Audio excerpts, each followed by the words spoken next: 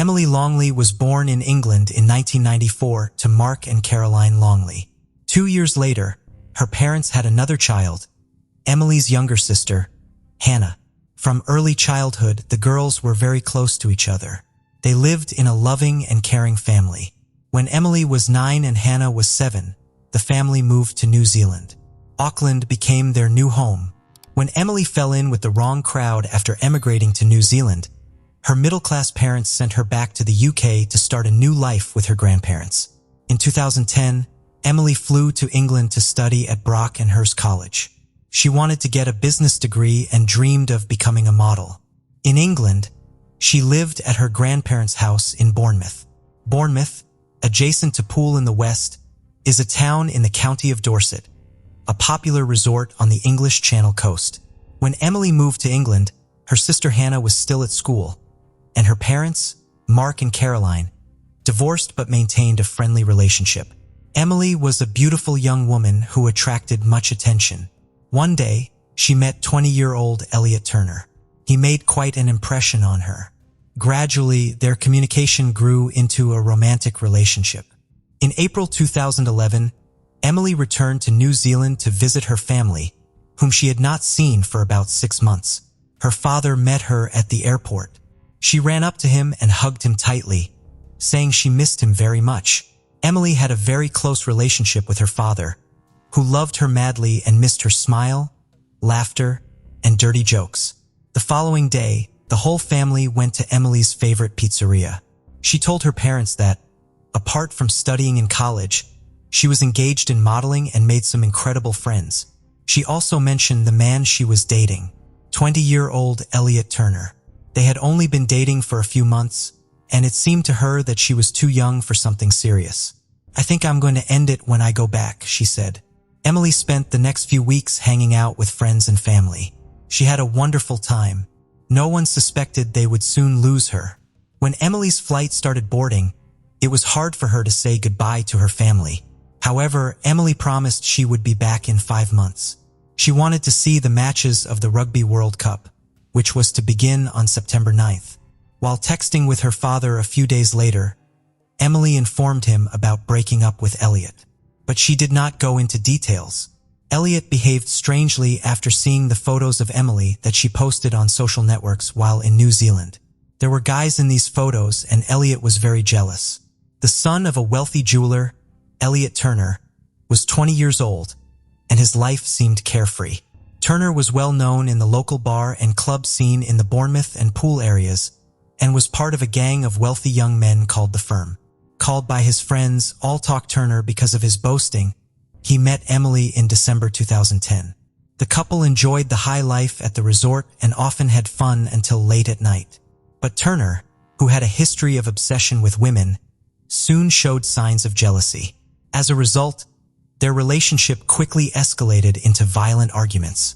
Some people described him as a person displaying a threatening, aggressive, violent, controlling, and possessive nature. In January 2008, when he was 16, he received a harassment warning letter from the police telling him not to contact his ex-girlfriend after he bombarded her with text messages and emails because she broke up with him. Turner loved being at the center of attention.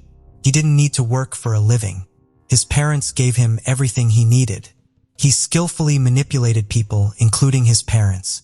His life was all about parties, women, alcohol, and illegal substances. He considered himself a man who can do anything he wants. Elliot carried a hammer with him in case anyone tried to contradict him. His friends believed that Turner fancied himself a gangster and wanted to become the one everyone turned to for help. He could come to the bar and buy everyone a drink. Elliot bragged about driving a new Mini Cooper, but it was a gift from his grandmother. He tried to maintain his bad boy image with a series of supposedly streetwise messages on social networking sites, where he often referred to himself as Scarface or God. He didn't lack female attention, but when he met Emily, he became very attached to her. She complimented his image of a successful person, which he worked hard to create. As their relationship developed, Turner started showing his controlling behavior more and more often. He even threatened Emily that he would take her life. In an emotional plea to Turner, Emily wrote a note to him a few months before her death saying, 1. I love you, 2. Don't say you'll kill me. 3. Stop talking about your ex-girlfriends. 4. Stop being so constantly aggressive. Be more cool, because that is so much more hot and you make me scared because you're so intimidating. When Turner began to show his true face and when his controlling behavior started to go beyond all reasonable limits, Emily realized that he was not the person she wanted to be with. However, people like Turner don't understand rejection. On the evening of May 6, 2011, Emily was with friends in one of the entertainment venues. Surveillance cameras captured how she came to a nightclub with her friends. That evening, Turner read her Facebook messages and discovered that Emily was dating another man. Pissed him off. He came to the club and started arguing with Emily. This whole story ended with the girl throwing her drink in his face. Turner verbally abused her and threatened her with violence. He didn't like Emily's outfit. He thought it was too revealing. He dismissed the fact that Emily had broken up with him. The man wasn't going to let her go. Elliot ruined her evening, so she decided to leave. Yet her ex-boyfriend followed her. His friends heard him say, "I will kill her. I will go to prison for it and still be a millionaire. I would do 10 years. It wouldn't bother me." Turner caught up with Emily, somehow persuading her to go to his house. He said he wanted to talk in a more relaxed atmosphere. Elliot Turner lived with his parents. Perhaps that's why Emily went with him. Maybe she thought he would behave more calmly in the presence of his parents. Neighbors saw them go inside the house. The following morning, Anita Turner, Elliot's mother, called the emergency service, saying Emily was not waking up. It was about 9 a.m. Before the arrival of the ambulance, Anita listened to the operator's instructions on how to help Emily. Unfortunately, when the ambulance arrived, the only thing they could do was to state the death of Emily Longley. Anita was an Indonesian citizen who came to the UK to marry Lee Turner. When the couple had a son, they did not deny him anything, which was a big mistake. During her conversation with the emergency service operator, Anita's voice did not sound like the voice of a mother who had just found her son's girlfriend dead. She was too calm, as if nothing unusual had happened. Thousands of miles from England, in New Zealand, Emily's father, Mark, woke up at 2 in the morning and saw a bunch of missed calls from his ex-wife, Caroline, and younger daughter, Hannah. There was also a voice message from Hannah, but Mark could barely make out what she was saying. Then he heard Caroline scream in the background and her words, "Emily is dead." Mark refused to believe it. He called his mother in England. When she answered, his whole world fell apart. His mother was crying hysterically. Moments later, one of the police officers took her phone. "I'm sorry to tell you that your daughter Emily is dead," he said. Mark couldn't believe it. After all, Emily was sitting on his couch and smiling just a week ago, flying to the UK. The grief-stricken father still refused to believe that his daughter was dead. But unfortunately, it wasn't a dream. The loss of the eldest daughter was a heartbreaking challenge for Emily's parents. The police told them that Emily had died in her sleep. It didn't make any sense. She was young and healthy. The police collected some evidence, but it was unclear what happened to Emily. They had to wait for the autopsy results. Elliot Turner's parents, Anita and Lee, told investigators they had been home all night and had not heard anything suspicious. Elliot publicly mourned Emily by posting photos of them together on his Facebook page. The police had nothing bulletproof to refute the story of Turner and his parents that Emily mysteriously died in her sleep. During the investigation of any death, the main factor is to determine the cause of it. When investigators discover the cause of the victim's death, they understand what they are dealing with and how to conduct an investigation. While waiting for the autopsy results, the investigators found out that a few days before her death, Emily had posted something strange on her Facebook page. "I have a stalker," she added. "Someone just called me and I was like, 'Who's this?' And they were like, 'You don't know me, but I know everything about you.' And I was like, 'How did you get my number?' And he was like, 'I'll tell you when I see you,' and kept asking me out. So I hung up and they won't stop calling." Emily wrote on Thursday, May 5th. At the same time, the police managed to find out that before her death, Emily quarreled with Elliot Turner in front of other nightclub guests. After interviewing Turner's friends, investigators learned that he tried to control Emily's every move, that he found out about her meeting with another man, and most importantly, that Elliot threatened to take her life many times. But his friends did not attach any importance to this, believing that these were just words with which Turner strengthened his image of a gangster. The autopsy did not give an exact cause of Emily's death. However, experts mentioned it could be strangulation. And one of them said, the physical findings are entirely consistent with pressure being applied to the neck. Investigators believed that one of the Turner family members could be involved in Emily's death, so they decided to install listening devices in their house. The police were hoping to find out if they were hiding anything, and they were right to do that.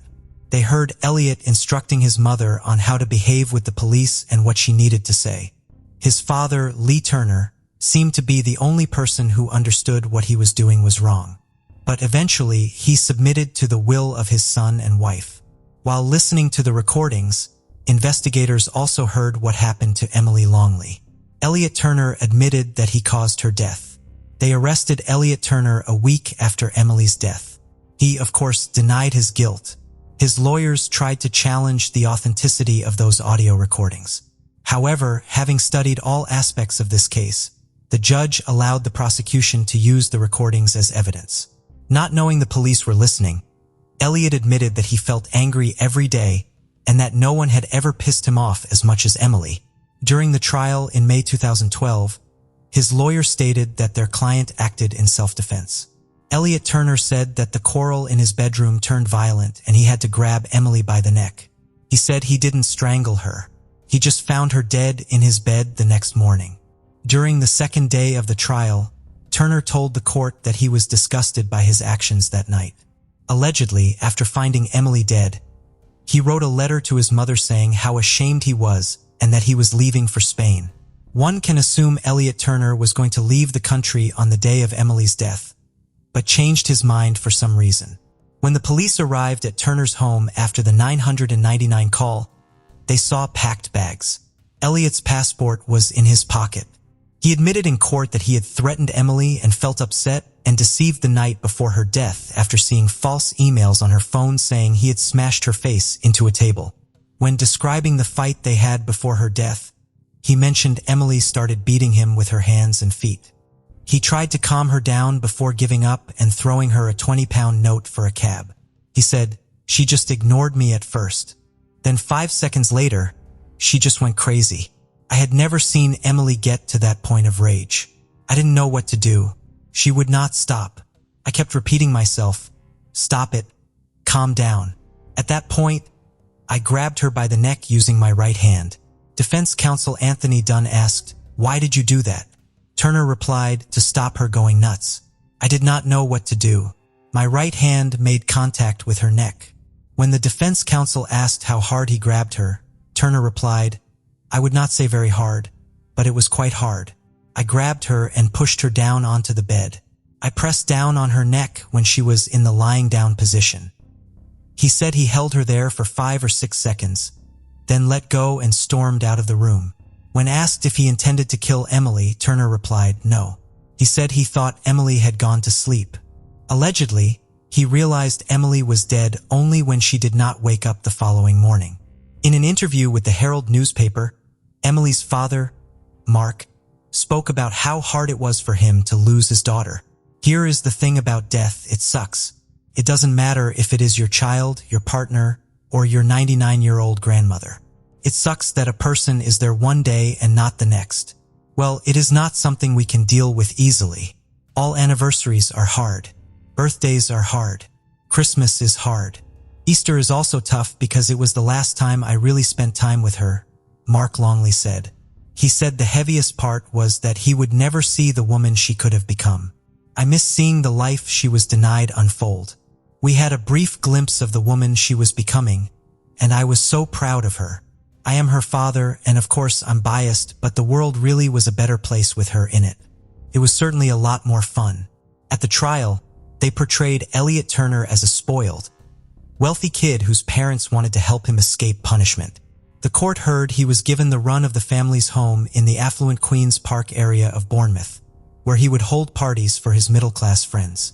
Described as wild by his father, Lee, he was given his own living space in the converted garage of his parents' house, so he could come and go without disturbing them. It was in his room, which had its own mini bar, that he strangled Emily on his bed. The police examined the computers seized from Turner and found the following search queries: death by strangulation and how to avoid punishment for a crime. The main motive of the crime was jealousy. The court heard testimony from Luke Ashford, who spent the night with Emily. As already mentioned, Elliot Turner found out about it. Even while in custody, Turner boasted that the jury would believe his twisted story that Emily had attacked him, and he had acted in self-defense when he strangled her in a fit of jealousy. In letters from his prison cell to his friends, he said he would soon drive the new Range Rover and move to Spain. He planned to sell the rights to his story and live a fashionable life. However, the jury quickly shattered his illusions when they found him guilty. On May 22, 2012, the court sentenced Elliot Turner to life in prison with a minimum term of 16 years.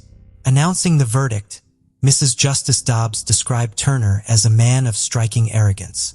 She said, "Emily was a lovely, kind, fun-loving girl who brought a ray of sunshine to those she touched. That light has been extinguished suddenly and needlessly by you. You did not love her. She was just a trophy. The relationship, if it can be called that, was all about you. It was about control you carried out using aggression and threats. You can put away thoughts of champagne, Bentleys, and girls and concentrate on the reason you are serving a life sentence." Mrs. Justice Dobbs also sentenced Turner to 9 months to run concurrently for perverting the course of justice. But Elliot Turner wasn't the only person on trial. His parents, Anita and Lee, whom Turner used for cash to fund his lavish partying, loved their son so much they tried to cover his crime. Lee destroyed Turner's confession letter, and Anita took the jacket from the bedroom where the letter allegedly was. His mother even postponed calling an ambulance so her son could cover his tracks and let the family come up with a convincing story for the police. When asked why she did not call an ambulance, Anita Turner replied that she did not believe Emily was dead. Under cross-examination, they asked her if she thought Emily had ruined her son's life. After a pause of 6 seconds, she replied, "No." In the recording, Lee asked Anita whether they had done the right thing. "We've done the right thing," Anita replied. Both 51-year-old Anita Turner and 54-year-old Lee Turner were found guilty of perverting the course of justice and sentenced to 27 months in prison. Mrs. Justice Linda Dobbs said, "The two of you chose to fight the case showing little remorse. Mr. Turner, you claimed you didn't know the contents of the letter when you destroyed it. But the fact it was burning on your conscience is quite evident from your anguished tone of voice on the tape." Released in 2013 after serving half of their sentence, they still live in the house where Emily Longley died. Emily's dad, Mark, broke down as he spoke about the verdicts after the case. Supported by former wife Caroline and daughter Hannah, he said, "What we have heard over these 5 weeks has shocked us and disgusted us. That a man so evil like Turner could treat a gentle and loving girl like Emily so violently is beyond belief. We are so proud of the fact that she had come halfway around the world to cause a better life for herself. This is a life Turner decided to end." Mark said there was a lot of talk about Turner's boasting and that no one had taken his threats seriously until it was too late. He added, even his mother did not take him seriously when he texted her to tell her he was going to break Emily's neck. Perhaps if someone had taken his threats seriously, Emily might be with us today. I hope Turner suffers every day in prison for what he has done. In October 2020, the press reported that Elliot Turner's cellmates had beaten him in prison. It happened after he hung up photos of Emily in his cell and boasted of receiving letters from female fans. Some of his cellmates attacked him after he said he would soon return to his life full of champagne, Bentleys, and birds. In 5 years, Turner will have the right to apply for early release from prison. One can only hope that common sense will prevail and that the parole board will make the right decision regarding a person who still has no remorse for his actions. Little is known about the early life of John Parker. It is scarcely mentioned that he was born in 1970, had at least one sibling, and lived in Indiana, United States. He came from a middle-class family and was always an entrepreneurial young man with a desire for independence, self-improvement, and a hunger to take on the world. Therefore, it is not surprising that immediately after graduating from high school, he sought ways to earn money and, according to his brother, His first job was as a waiter's assistant in a restaurant, though he did not last long there. For reasons unknown, John became angry at work and quit. However, this did not deter his ambitions, and sooner rather than later, he found a new job that not only allowed him more independence in his tasks, but also led him to discover his true calling, sales. John began working as a door-to-door salesman for Kirby vacuum cleaners. Initially, his family mocked him, but in a short time, John proved to everyone that he had found his direction in life. In fact, by the end of his first year, he was practically the company's #1 salesman in the area and announced he would not settle for just that. Working long hours from 12 to 16 hours a day, he became not only a sales leader whose achievements were recognized at company meetings, but also a guide for other salespeople who found new ideas, inspiration, and a role model in him. It was during this time that he met 20-year-old Judy, a young woman who was born in October 1969 and lived in Texas in a low-income family of 3 children. She was very outgoing, and even though John was not looking to hire more salespeople at the time, Judy convinced him that she was the best in the sales field. Despite her young age, she was not a shy girl. In fact, she was a fully grown woman who, with her parents' consent, had married at 14 and was divorced with 2 children, Christina and Daniel Hicks, by the time she met John. John decided to give this determined applicant a chance and became her mentor in vacuum cleaner sales. Judy not only earned a place in the sales force led by John, but also won the heart of her boss.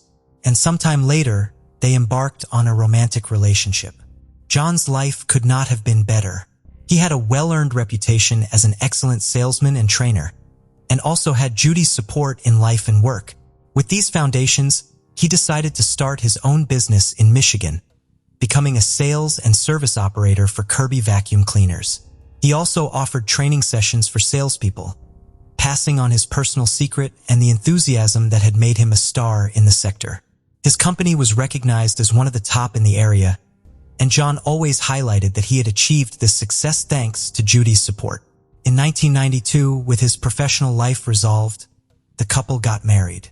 And in the following years, they dedicated themselves to demonstrating what a good salesperson could achieve in life. The couple had 2 daughters, Tiffany and Erica, bringing the number of children in the family to 4. They moved residences several times, always to better locations, and the children began to enjoy the benefits earned through the hard work of John and Judy. Initially, he had no issues with his wife's children. Christina was a sweet little girl, and Daniel was somewhat hyperactive and mischievous. The Parkers enjoyed a good home, excellent schools for the children, high-end cars, and frequent vacations. John was amassing a significant fortune and did not want to hide it. On the contrary, he used it as an incentive for the young salespeople he trained, showing them what could be achieved through hard work. However, as time passed and Judy's children entered their teenage years, problems began. Christina's choice of friends was terrible, as she chose those with the worst behavior and engaged in drinking with them. Allegedly, according to some sources, she also used drugs. Meanwhile, 13-year-old Daniel was not on a good path either and seemed to be angry and poorly accompanied all the time. On one occasion, while with a group of friends, Daniel took John's car and drove around the neighborhood, destroying many of the mailbox posts. The next day, John went from house to house paying the owners for the damage caused to prevent them from reporting the boy to the police. Around this time, John was also called to his stepson's school to receive a complaint about the boy's bad behavior. It appears that on this occasion, John ended up hitting the young man, which of course generated tension in the relationship. After 9 years together, Judy finally took her family to Texas so they could see the humble place where she had grown up and meet one of her brothers who still lived there. During this trip, Judy complained to her brother that her marriage was failing and that John mistreated her children. The truth was that Judy, far from recognizing that her older children were on the wrong path, sided with them, which of course heated up what seemed to be a pressure cooker. If everything was already bad, things worsened when John began to suspect that his wife was being unfaithful with an employee of his company. True to his way of solving problems, John was not a man to sit and stew over a problem, but a man of action. To leave no room for doubt, He installed cameras in various parts of the office and finally obtained irrefutable proof that confirmed his suspicions. At that moment, John's world collapsed, and his previously cheerful and cordial behavior took a 180-degree turn. He began to drink, and under the influence of alcohol, he not only had terrible arguments with Judy, but also became rough towards his children. His daughter Tiffany received a beating with a belt when her teacher informed her father that she had not brought her homework to school. When the teacher saw the marks from the beating the next day, she called social services to report the incident. Before they arrived, John made it clear to the four kids that if they wanted to continue enjoying the luxurious life they had been living up to that moment, it was better to say nothing about the beating. Indeed, Tiffany blamed her stepbrother Daniel for what had happened, and he did not deny it. However, John's bad mood did not only affect his family. His employees and even the company's clients suffered from the betrayed husband's outbursts of rage.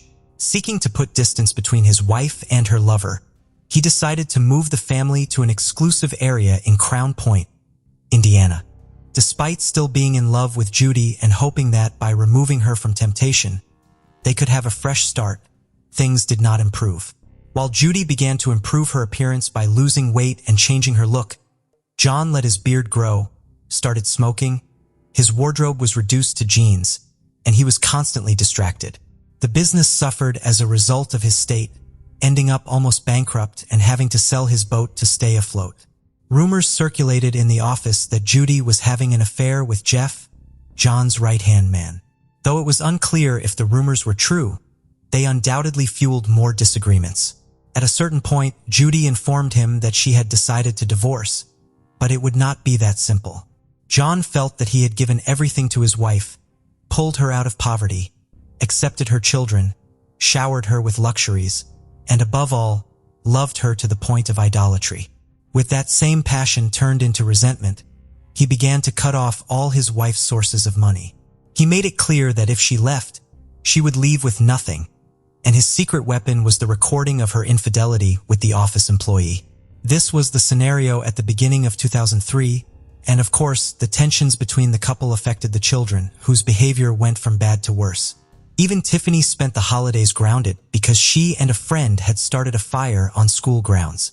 The end of the arguments came on Thursday, April 17, 2003, when John and Judy went out to dinner alone at a restaurant, possibly trying to find a solution to their situation, or maybe just trying to tone down the confrontation. After dinner, they called home to check on the kids and announced they would return shortly. At that moment, Christina asked them to stop by the office because she had left a school notebook there. Leaving the restaurant, they headed to the company, and John took the opportunity to bring the leftover dinner to Jeff, who was supposedly working late. The couple arrived at the office in a deserted industrial area just before 10 p.m. Both entered the office while John talked to Jeff. Judy picked up her daughter's notebook and returned to the car parked outside. Minutes later, John came out of the office and opened the rear door on the driver's side to search for something in the vehicle, when suddenly two loud bangs were heard and John collapsed on the parking lot floor. Instantly, the 911 received calls from Judy and the other from Jeff. As routine in such cases, police and medical assistance units arrived at the scene within minutes.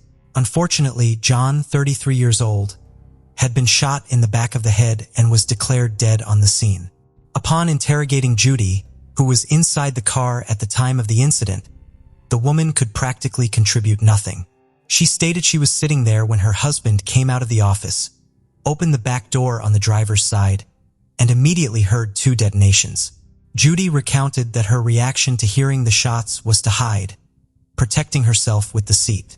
And when she lifted her head, she only managed to glimpse what seemed to be a man in dark clothing running away from the car. John's wallet was missing, so at first glance, the incident seemed to have been a robbery. But the more the scene was analyzed, the more doubts arose in the investigators' minds. No one besides the couple knew they were going to be there, so a series of questions were formulated. Why would someone be looking to commit a random robbery in an industrial area that had no people in circulation at night? If it had been a robbery, why did they first take his life and only then stripped him of his wallet when in plain sight, John was wearing a $20,000 gold Rolex and other easily accessible jewelry? Why had the thief not searched the pockets as criminals usually do in these kinds of assaults? More questions than answers. 2 bullet casings were found at the scene of the attack. This matched Judy's account of hearing 2 detonations. One of the shots ended John's life almost immediately, and as for the other, there was no official information. With their heads full of questions, the investigators began their work. And of course, the first person they took a statement from was Judy. She claimed that sometime before, her husband had had a heated argument with an employee of his company and identified the man. Beyond this, Judy could not provide anything more of interest beyond what she had said at the scene of the incident. Jeff was also not helpful. He was inside the office, and when he came out upon hearing the detonations, everything was already over. Meanwhile, the authorities contacted the Parker residence, and the call was answered by Christina, who was informed that her stepfather had passed away. With the robbery motive almost ruled out, detectives turned their focus towards John's circle, starting with the allegedly resentful employee. The man confirmed they had a significant argument, but said it had been amicably resolved. Moreover, he had an alibi that was investigated and verified. The investigation then expanded to nearly everyone close to the young businessman, business partners, past and current employees, competitors, and even John's friends and family. The only slightly suspicious finding was the interaction between the widow and the company's general manager, but there was no substantial evidence. Judy's demeanor during her husband's funeral was very intriguing. Comments mentioned Judy appearing cheerful and socializing with friends in stark contrast to the expected mourning behavior. Her ex-husband, the father of her 2 children, was also noted to be comfortably reading a newspaper at the funeral. For days after John's murder, Daniel, 15, was brought in for questioning on suspicion of involvement. This suspicion was based on an incident 6 months prior, where police were alerted by gang members that Daniel had paid them to kill his stepfather, John. Although they said they never intended to follow through and had merely kept the money, the police deemed the story implausible, confiscating the money and filing a report without apparent further action. However, given John's eventual murder, investigators revisited Daniel's potential involvement. Under interrogation, Daniel confessed to paying individuals to harm John, intending not to kill, but to injure him, like breaking his legs. Despite detaining one of the youths Daniel allegedly negotiated with, he was released due to a solid alibi verified by the investigation. Daniel was released after 9 days due to lack of substantial evidence and his minor status. Later, it was revealed that John had issues with Judy's children, leading to more investigation into Daniel and bringing to light suspicions about Judy's daughter, Christina, 17. Christina denied everything when questioned, and like before, the alleged plan led nowhere. Given that both teenagers had shown a desire to eliminate John, investigators wondered where the money for these schemes was coming from, suspecting Judy as the only possible source. Further inquiries revealed that the relationship between the couple had significantly deteriorated prior to John's death, with at least one of Judy's affairs coming to light. However, sources indicated that John had no intention of leaving his wife and was seeking ways to salvage the relationship. The primary motive for Judy to target her husband appeared to be financial, with detectives discovering John had 2 life insurance policies totaling $1 million. Judy had attempted to claim this money after her husband's death, but the insurance company initially refused to pay, citing the ongoing investigation into his death. The payment was further complicated by John's father, who suspected Judy's involvement in his son's demise. Despite these leads, the case eventually stalled, with only circumstantial evidence available. Life moved on, but significant changes occurred within the Parker family household. Judy was hardly ever home, apparently busy with her new partner, Jeff, John's trusted manager. In her absence, the older siblings took care of their younger half-sisters, Tiffany and Erica. Months later, Judy and Jeff decided to move out of state with John's younger daughters, while Daniel went to live with his biological father. Christina remained in the house, now pregnant and with a boyfriend. Though the investigation had hit a dead end, authorities kept the case open, regularly revisiting the files in hopes of finding something substantial. Their persistence paid off when, following a new lead, they interrogated some schoolmates of Christina and Daniel, who admitted to selling them a firearm. This information led detectives to investigate a piece of family-owned land used by Christina for shooting practice. Upon inspecting the area, investigators indeed found several bullet casings. These findings were analyzed in laboratories and a significant clue was discovered. The bullet casings matched those from John's crime scene. In 2007, additional information emerged through a colleague, a narcotics officer who had been tracking Christina's ex-boyfriend, involved in a drug case and arrested. Seeking leniency in his case, the ex-boyfriend disclosed a conversation with Judy in which she mentioned that it was her son Daniel who had fired the shot that ended John's life. Confronted with this information, 21-year-old Christina, linked to the weapon used in the crime, quickly began to talk. She admitted to purchasing the weapon and calling her parents on the night of the incident, asking them to stop by the office under the pretense of picking up forgotten homework. She confessed to being part of a plan to kill John, with her brother Daniel designated as the shooter. When 19-year-old Daniel was located and detained in Arizona, he was presented with the new ballistics evidence and his sister's account. He readily admitted to being the one who shot John, but claimed that Judy, their mother, was the mastermind behind the plot. Daniel disclosed that Judy had forged company checks to gather the necessary funds to hire hitmen to kill John. The amount stolen was reportedly $7,500. However, when the initial plan fell through because the hired individuals took the money without completing the job, Judy allegedly instructed them to purchase the weapon for her son to use instead. Furthermore, Daniel revealed it was Judy's idea to create the pretext for leaving the house that night by making the call about the homework. He stated he shot John once in the head, and the second shot was an accidental discharge while he was rifling through John's pocket for his wallet, following his mother's instructions. He was also told to return home without alerting his younger sisters, a task facilitated by Christina, who kept the girls occupied with television. The siblings claimed their mother had convinced them to commit the crime by alleging they were victims of abuse by John and promising them a better life with more money and freedom. It was also revealed that this was not Judy's first attempt to kill her husband. She had previously tried to poison his food, leading only to a brief hospitalization for John under the guise of food poisoning. By the end of 2007, Christina and Daniel were formally charged with murder and conspiracy. Christina pleaded not guilty to the conspiracy charge and was released on bail several months later in March 2008. Daniel, then 20 years old, pleaded guilty to a conspiracy charge to kill his stepfather and made a deal to admit his guilt and implicate his mother in the crime. In exchange for his cooperation, the prosecution agreed not to charge him with the more serious offense of murder, although he would still face a sentence of 20 to 25 years in prison. Daniel claimed that nearly a year before the incident, when he was 14, his mother and sister first asked him to help kill John. He detailed that his mother gave him and his sister money to buy a pistol, as well as providing him with black clothing, gloves, and a mask to wear on the day of the crime.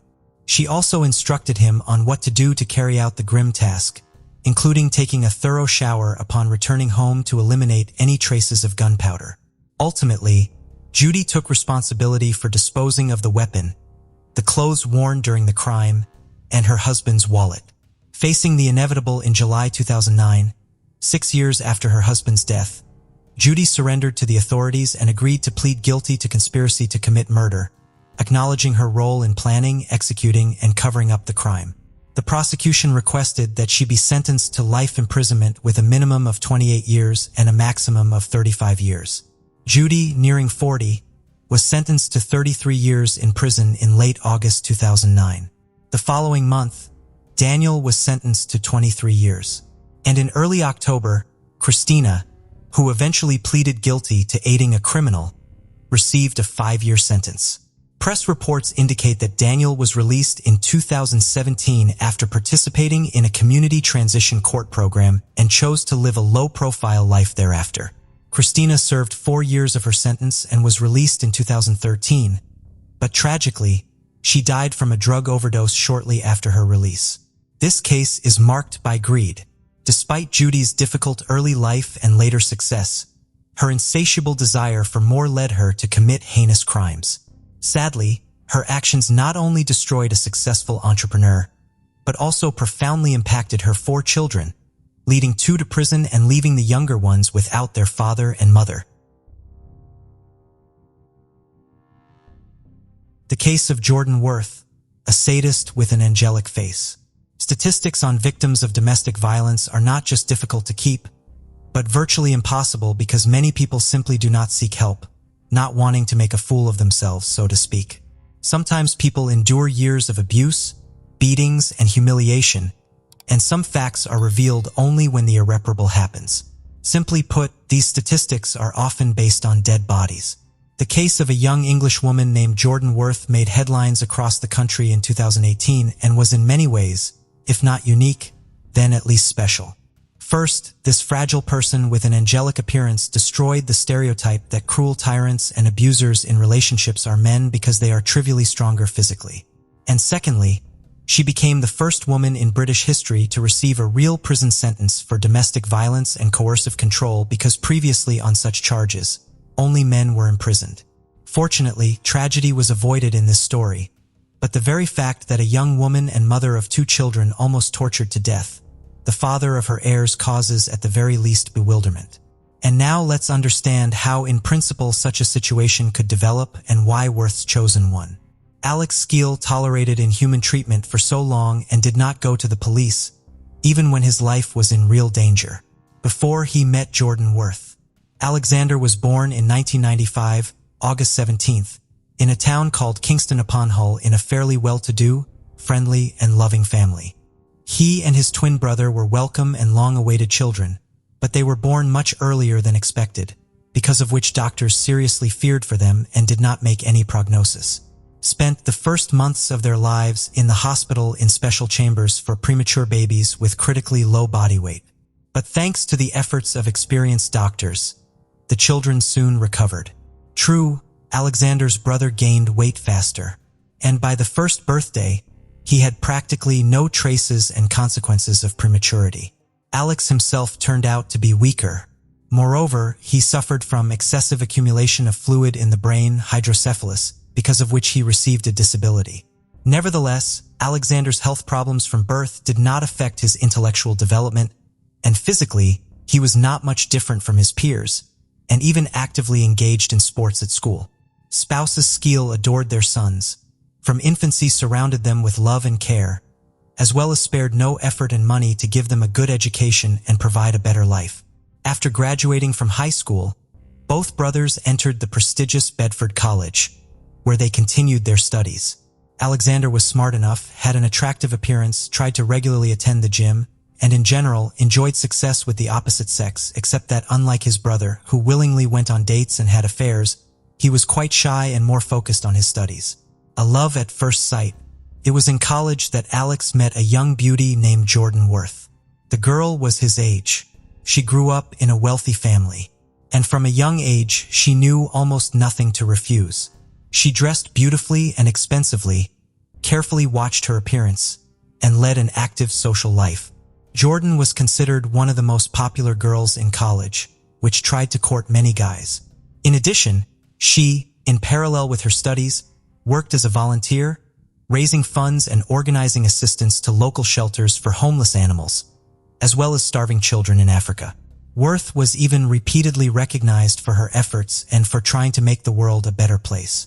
At first glance, this girl seemed a real angel in the flesh, kind, sympathetic, in addition, intelligent and beautiful.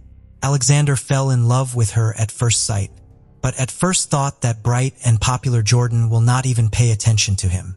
However, as it turned out, he also immediately appealed to her, and she herself became the initiator of their acquaintance. Worth was much more experienced in amorous affairs, but for modest skill, she was the very first love of his life. Young people in love spent a lot of time together and were practically inseparable. In college, they were called the most beautiful couple, which was very flattering to Jordan. The first 6 months of the relationship were filled with love, romance, and mutual respect. Students tried to make each other pleasant surprises, gave cute gifts on small, but already so important for them dates. In their accounts in social networks, daily appeared joint photos on which they were happy together. The pictures were accompanied by touching captions and declarations of love. From the outside, it seemed that these two were simply made for each other, and a long and happy life was ahead of them. Quite quickly, the young people decided to live together and rented an apartment.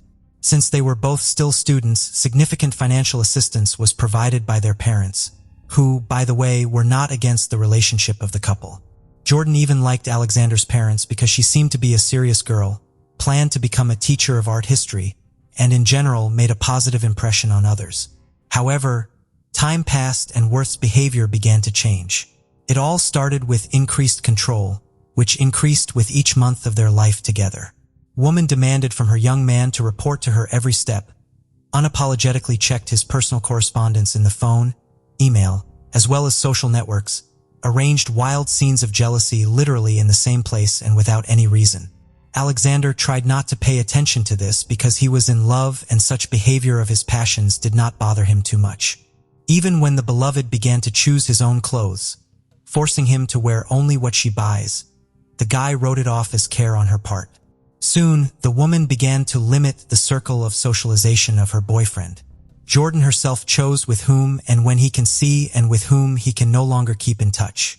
Under this separation fell not only friends and fellow students of Skill, but also members of his family. As Worth got away with it, her boyfriend never complained to anyone, and they continued to look like a happy, perfect couple in public and on social media. The young lady began literally to revel in her impunity. She deleted contacts from Alexander's phone, without his knowledge blocked his family and friends, and even responded to messages on his behalf, often in a rude and insulting form. And after Jordan erased the correspondence so that the guy did not even know what he said to people, from which they no longer wanted to communicate with him. The last straw and the breakup. The first alarm was raised by Alexander's twin brother when Jordan began to prevent their communication. By that time, the parents of the brothers also noticed that Alex distanced himself from the family and his beloved and at all began to avoid them, refusing to come to visit even on holidays and not wanting to communicate even on the phone. And on all attempts to get in touch with her, the woman was frankly rude. In those rare moments when the mother was able to get through to her son, she asked him to leave his chosen one, warning that nothing good will come out of this affair. But the young man in love did not want to listen to anyone and defended his girlfriend, claiming that she just so takes care of him and does not wish anyone anything bad. Soon the Skill family became aware that Worth forced their son to drop out of college, leave sports, and get a job.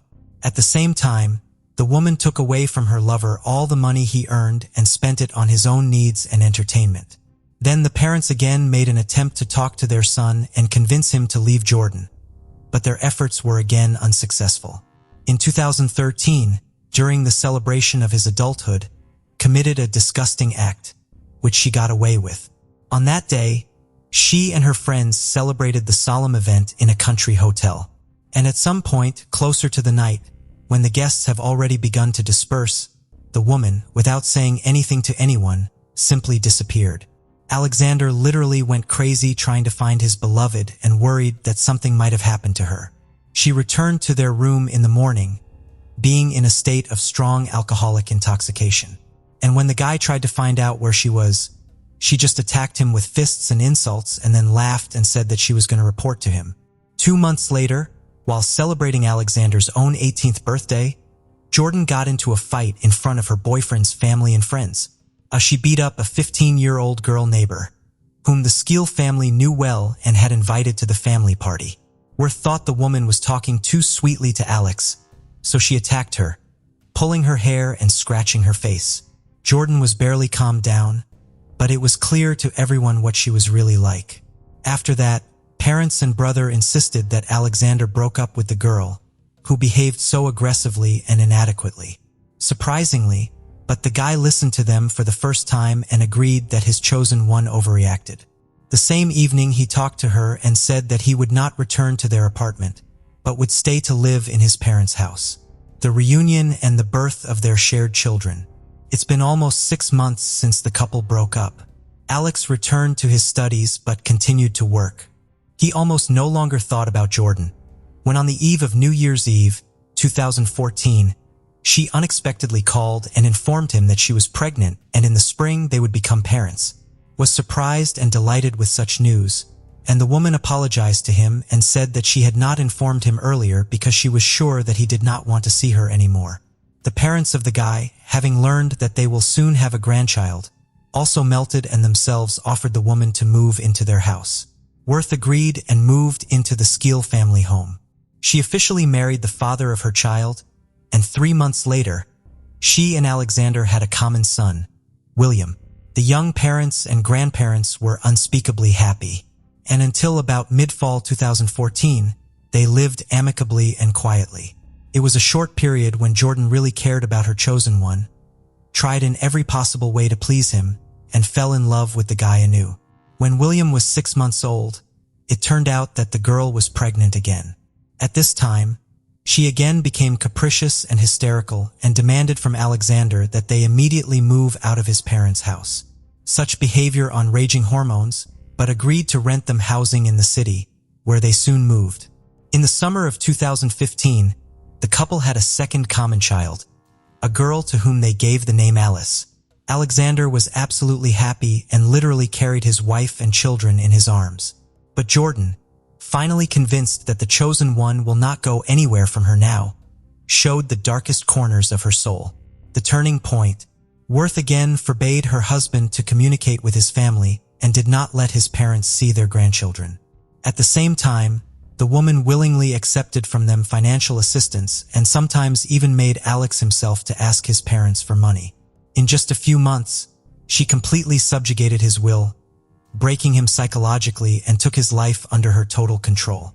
Jordan regularly humiliated and insulted her husband, and at one point, she started hitting him. At first, not violently, as if testing how he would react, how he would behave.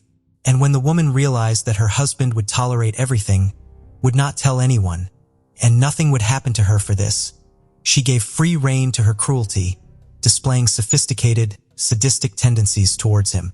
It all started when they started renovating their house, and the woman was constantly dissatisfied with everything Alexander did. He carelessly noted that it was simply impossible to please her, after which a hammer flew into his head, leaving a deep wound. The bewildered guy fell down and almost lost consciousness. Clasping the wound with his hand, he felt blood running down his face. Then he asked his wife to help him or call an ambulance, to which she indifferently replied, "Crawl away somewhere and die," and then just went into another room to watch TV. Alex treated the head himself, didn't go to a doctor, and didn't say anything to anyone. From that moment on, Jordan was convinced that whatever she did, she could get away with it, and her husband would never complain to anyone and certainly would not go to the hospital or the police. The next 3 years of his life turned out to be incessant moral and physical torture for Alexander. But he himself was already so depressed that he did not feel it and did not even feel the threat hanging over him. He continued to work, tried to provide his family with everything they needed, but he became increasingly irritated and discontented with his wife, who now not only beat him every day, but also invented more and more sophisticated abuse. Now the young man was forbidden to sleep on the matrimonial bed, and instead he was confined to the floor on the bedside mat without a blanket or pillow like a dog. He was also forbidden to enter the kitchen, and he could only eat what his wife and children did not finish. In fact, Alexander was starving because he could not buy anything outside the house because Jordan took away all his money. In addition, the woman deprived her husband of sleep and rest, having invented a new entertainment for herself. As soon as he fell asleep, she would beat him on the head, cut him, or pour boiling water on him. Skeel later recalled waking up each time in savage pain, bloody, or burned. After that, he would go to treat and bandage his wounds with improvised means, and his wife would go to bed quietly. Alexander perceived what was happening as something ordinary. He was finally broken morally and did not try to resist. The man completely stopped communicating with his parents and brother, and his wife on his behalf regularly asked them for money. Also financially helped them her parents so that the young woman could not deny herself anything. Skeel lost a lot of weight and weighed already less than 50 pounds. In addition, his body was constantly covered with wounds, abrasions, burns, and hematomas, which could not but cause questions from others. At work, the guy was urged to go to the hospital, so his wife forced him to quit for fear of exposure. After the dismissal, he finally became a hostage of Jordan, who now abused him day and night. Long-awaited deliverance. Despite the horror that was going on in the couple's home, those around them still thought they were a happy family. Maintained social media pages on behalf of her husband, where she regularly posted old photos of them and their children, accompanied by captions about how in love they were and how lucky they were to have met each other. No one could even think that a woman with angelic looks and mother of 2 children behind closed doors turns into a real sophisticated monster. She knocked out her husband's teeth, made a long and deep cut on his arm with a knife. His body did not come off the burns, but at the same time, he could not go to the hospital. And at home, from improvised, means he had only food film and tape which he used to pull the wounds. Neighbors periodically heard screams coming from the house of the couple, and sometimes they were so disturbing that concerned people called the police. But Jordan each time managed to send away the law enforcers, convincing them that she and her husband were fine. However, during the next visit of the squad called by neighbors, one of the police officers noticed a man clutching a fresh wound and blood running down his arm. In addition, he looked emaciated and had bruises of varying degrees on his face.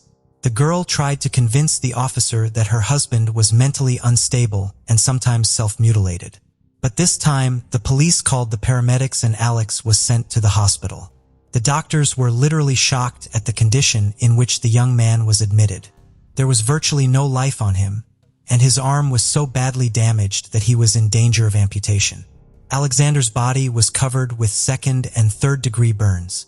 He weighed only 94 pounds.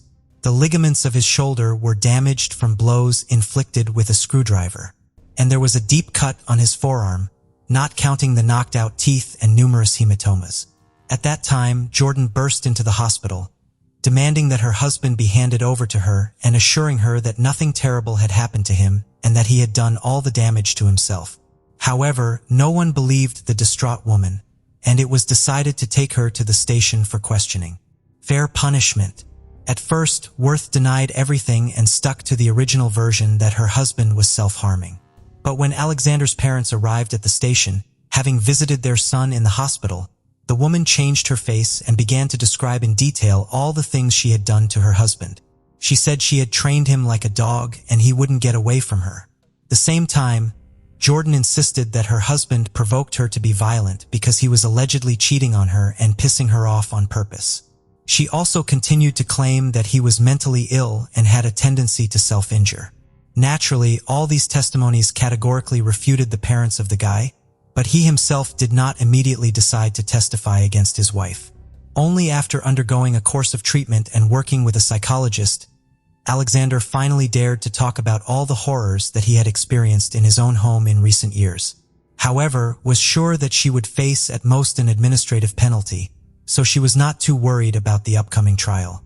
After hearing all the testimony, the judge found 22-year-old Worth guilty of willful infliction of grievous bodily harm, moral and physical abuse, and coercive control.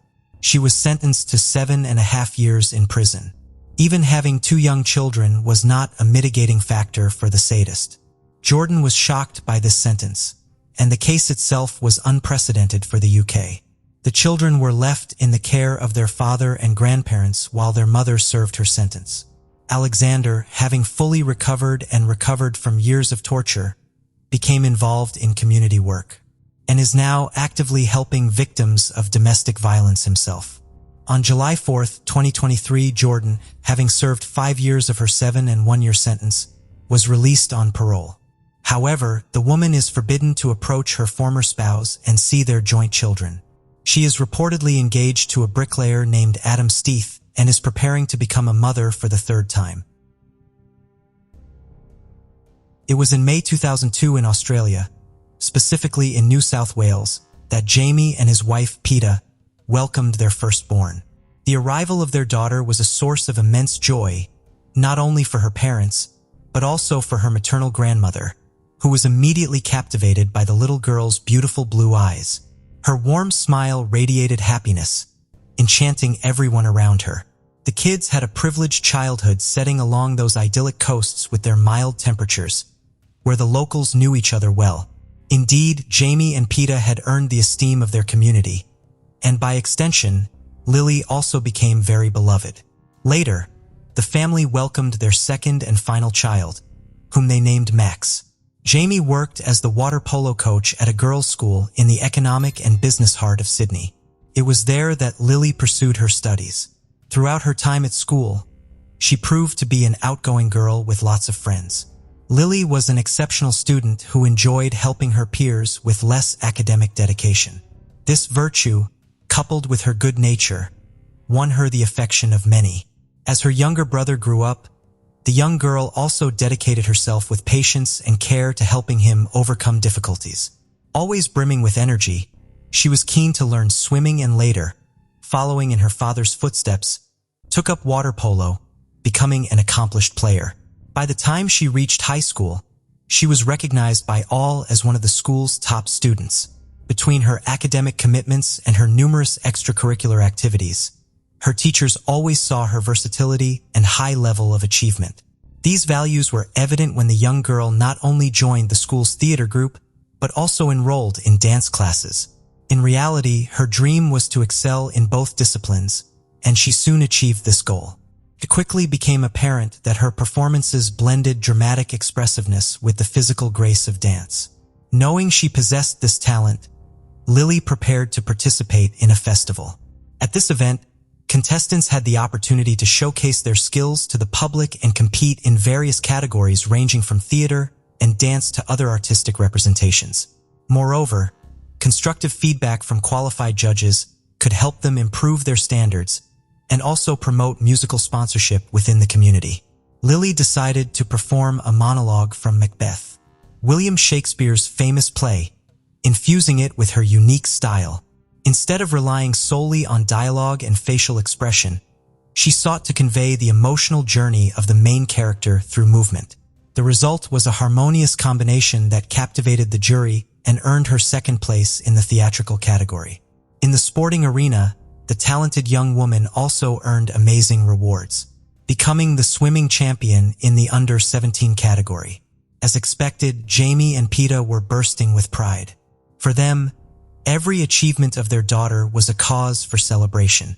Like in 2018, when at just 16 years old, Lily passed her learner's driving test. Immediately, Peta and Jamie proudly shared the news on their social media. In 2020, during the high school graduation ceremony, Lily radiated light and happiness. Intelligent, beautiful, and possessing an independent spirit, the world opened up before her. By then, she had already decided to pursue a career in the sports world and enrolled at the University of Technology, Sydney, to study for a bachelor's degree in sports business management. In early 2021, with the start of classes, she took a part-time job as a water polo coach at St. Andrew's Cathedral School. From the beginning, the work experience turned out to be much more fascinating than the young woman had anticipated.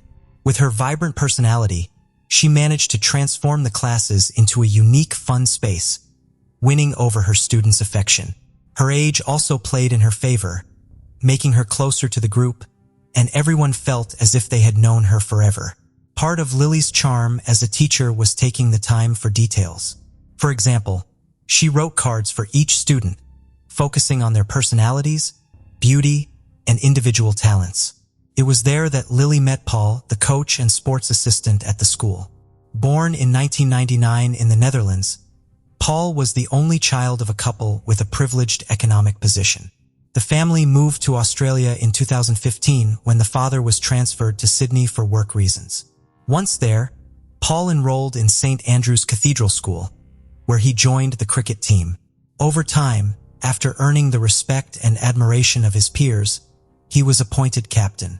He also actively participated in the school community by being part of the leadership team, contributing to the planning and execution of various events. However, not all his peers had a good opinion of him. Some considered him quite arrogant, and they were bothered by the way he approached girls, as if all were willing to fall in love with him. As it later emerged in 2017, once Paul graduated from high school, the institution offered him the opportunity to become an assistant coach for the cricket and hockey teams. He accepted the offer, and at the beginning of 2018, fully took over the role. In his new role, he was attentive and enthusiastic about motivating the students. However, under circumstances that have not been clarified, Paul returned with his parents to the Netherlands. During that time, he enrolled in a master's program to complement his sports knowledge. At the end of it, he gladly accepted an invitation to rejoin the sports department at St. Andrew's School. At the start of 2020, returning to the Australian dream, Paul reconnected with a former school and hockey mate. The two young men decided to share expenses and moved into an apartment in Kensington, a suburb located in the eastern area. As part of his duties at St. Andrew, American Samoa, he was tasked with welcoming the sports teams of other coaches after their respective classes, which included being aware of their schedules. This responsibility facilitated his interaction with Lily. In addition to his primary job, Paul joined the field hockey team at the University of New South Wales and also taught at a second institution. Despite these activities, he was quite a solitary person. Then, on March 18, 2020, due to the coronavirus pandemic, the Australian Prime Minister declared a health emergency and imposed a strict quarantine. The restrictions affected all sectors, leaving Paul not only without anything to do, but also isolated from all human contact. He spent a total of 18 months in solitude in a city that, although familiar, felt somewhat foreign to him. Like many people around the world, this isolation affected his way of relating to others to some extent. By mid-September 2021, as the restrictions were lifted and things began to return to normal, Paul resumed his activities. He rapidly became an essential part of the hockey team, to the point where his image was used in promoting the games.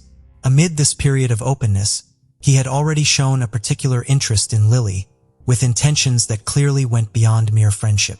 However, according to the students, she was not the only one to whom the young coach dedicated his charming efforts. In fact, some of his students viewed him as someone who inappropriately flirted with the school's teenage girls. However, these concerns were not widely known. In fact, many considered him an essential part of the team. His exceptional performance was crucial in leading them to the final of the Sydney Hockey League, even though they were defeated in that match on September 9, 2023. A few days later, Paul finally gathered the courage to ask Lily out, and she accepted happily, unaware of any rumors about him. Their first date turned out much better than either had imagined, leading them into a passionate and swift romance. However, the intensity of their feelings did not make them overlook the importance of discretion, especially considering their work environment. Thus, they opted to keep their relationship private. Initially, Lily kept her part of the agreement, but Paul, on the other hand, couldn't resist boasting to his students and began to hint that he was dating her. As expected, the rumor gradually spread throughout the educational center until in the first days of October 2023, Lily learned of his indiscretions and felt betrayed. For her, it was not a minor issue, as the way he bragged about their relationship left her exposed to criticism, leading to disappointment. The romance was just 5 weeks old, and if she couldn't trust him, she was determined to end it. She couldn't continue with someone like Paul. Despite his insistence and attempts at excuses and justifications, Lily made it clear there was nothing more to consider. It was definitively the end of any interaction between them. In a matter of hours, Paul's hurt from the breakup turned into anger, not at himself for breaking a promise, but at her for not forgiving him. Such anger led him to imagine various scenarios, all aimed at harming the young woman. He then decided to go to a hardware store and there chose what he considered the ideal weapon, a hammer. On October 25, 2023, Lily left her house and attended her university classes as usual. In the afternoon, she went to the school for another work day with her students. Meanwhile, Paul rented a silver car and arrived at the school in this vehicle. He didn't get out. He just stayed there, waiting patiently until the activities ended. Around 7 p.m., when the water polo students left, Paul finally made his way towards the institution's gym. In his hands, he carried the hammer. Once there, he saw Lily enter the bathroom and followed her. All his movements were recorded by the security cameras at the location. Inside the bathroom, with no witnesses, they argued. Everything happened very quickly, almost as swiftly as their brief love story had begun. Then, amidst the shouting, Paul managed to gain the upper hand and overpower Lily. The newly purchased tool was used to end her life. He then took the girl's backpack and cell phone, and about an hour later he left the bathroom. This sequence was captured again by the surveillance cameras. Afterward, he drove to the area known as the Gap, known for its cliffs. As he walked around for the third time, Paul was recorded by security cameras. Meanwhile, Peeta and Jamie tried repeatedly to contact their daughter to no avail. Desperate, they decided to alert the police. The authorities immediately took notice of the situation and began searching for Lily. Around 10 at night, Paul sent a text message from the young woman's phone, asking Jamie to pick her up at the school without giving further explanations. An hour later, the 24-year-old perpetrator made an anonymous call to emergency services, reporting a body in the St. Andrew's School gym and stating that the case needed investigation. After hanging up, he disposed of the hammer and Lily's backpack in a garbage bin. He then abandoned the rented vehicle and walked to the edge of one of the cliffs, jumping and ending his own life. When the police arrived at the school, following the anonymous call just before midnight, the institution was in complete and utter silence, the opposite of its usual bustling energy. In the gym, as soon as the officers saw the silhouette on the floor, they realized their worst fears had come true. Lily's body lay lifeless. However, due to the severe injuries she suffered, investigators were initially unable to identify her. In the course of the investigation, the officers' first task was to seize the gym's security camera footage. Next, the team traced the anonymous call. It became quite clear that whoever had made it was likely to provide more information. Some reports state that the first thing they determined was that the number belonged to Paul, and they began to call him insistently. They didn't suspect him at the moment, but wanted him to share everything he knew. Unfortunately, the young man did not respond to the calls. Shortly after, the investigators were able to locate where the call had been made from. Thus, in the early hours of the morning on Thursday, October 26, 2023, the police arrived at the Gap area and cordoned off the surroundings. After patrolling and conducting thorough searches, they discovered the hammer, which was immediately considered the fatal weapon. Finally, the agents found Paul's belongings. Around 4 in the morning, the police officers requested the school authorities to suspend classes until the investigation was concluded. This measure was communicated to all parents and guardians through a text message mentioning a critical incident, naturally causing panic to set in every home in the community. 2 hours later, a second considerably more reassuring message arrived because by then, the school's management had decided to assure that no student was involved in the incident. However, after a sleepless night, Lily's parents received the devastating news of their daughter's cruel fate. Within minutes, the family's home was filled with neighbors and friends, all ready to offer as much support as possible in a situation no one could have ever imagined. Thanks to the gym's camera footage, the police identified Paul as the young man who had followed Lily. From there, authorities were able to outline the nature of the relationship between the main suspect and the victim, thus identifying a motive behind the crime. However, due to the lack of clues about his whereabouts, investigators began to consider the possibility that he might have taken his own life. Regardless, boats and even a helicopter were deployed along the coastline to find him. Through a statement, the police made the main suspect's name public, indicating that the nature of the injuries made it evident that Lily had been a victim of homicide. Although it was confirmed there were no previous domestic violence incidents between her and Paul. In the early hours of the next morning, Friday, October 27, 2023, a group of workers was preparing to start their day at a construction site near the top of one of the cliffs. However, they had to interrupt their work almost before it had begun when they were startled by the macabre sight of a body floating near the rocks. They immediately informed the police, who then established a new crime scene there and also organized a rescue team to recover the body. The unfavorable weather conditions made the already complicated operation even more difficult. Finally, by noon, the Marine unit achieved its goal with the assistance of a helicopter. The media was informed that the body was of an unidentified male victim, although officers had strong suspicions about his identity. Meanwhile, the remains were transported to the Forensic Medicine Service for a mandatory autopsy. The fingerprints collected were sent to the Embassy of the Netherlands for comparison with their records, leading to the identification of the man as Paul. That same afternoon, in their first public statement, Lily's family expressed the profound grief they were experiencing. Despite everything, they said, they were overwhelmed with immense gratitude for the community's support. Concurrently, given that the police investigation was ongoing, they opted to refrain from further comments. The director of the school also shared warm words of thanks to everyone for the love and support provided during these difficult times. She mentioned that Lily had always displayed qualities that made her unforgettable. Beyond the pain of loss, it was hard to overlook the fact that the tragedy occurred in a space where minors should feel protected.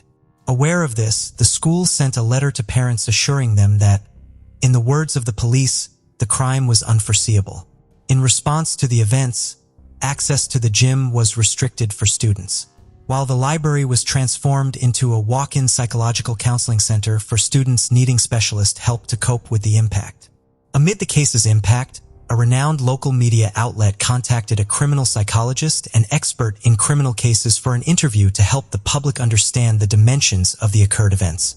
When asked about his impression of the facts, he stated that the victim's actions were typical of men with fragile egos, incapable of accepting rejection. However, he viewed the young man's relationship not merely as one of anger or hurt, but as malicious. He highlighted that there was no spontaneity, but a clear intention to harm, something that, in his opinion, was evident from the cruelty with which Paul sent messages pretending to be Lily, asking to be picked up when the young woman was already deceased.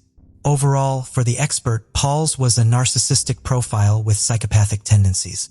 Paul's parents decided not to repatriate their son's remains to their home country.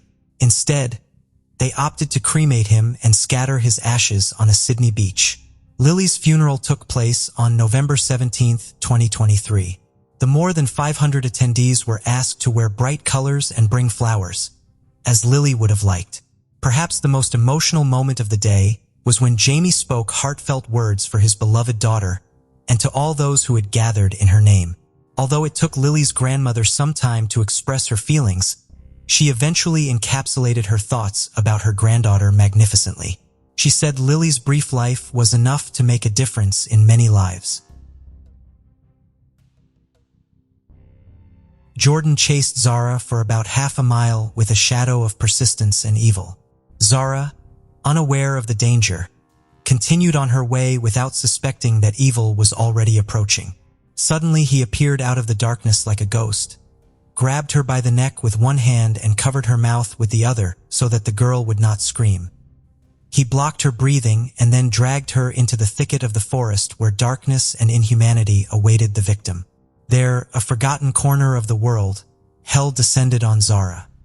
He forcibly invaded her body, her soul, leaving only a scream of pain and horror that was lost in the darkness of the night. Despite her desperate attempts to resist, her cries remained unanswered in the ruthless void. This whole nightmare, this terrible aggression, lasted for 9 whole minutes, which seemed like an eternity for Zara, who felt fear and hopelessness. Then, as if nothing had happened, Jordan walked back to his house, leaving behind only traces of destruction and an absolute nightmare. But what if all this was just the beginning of an even more eerie and mysterious story?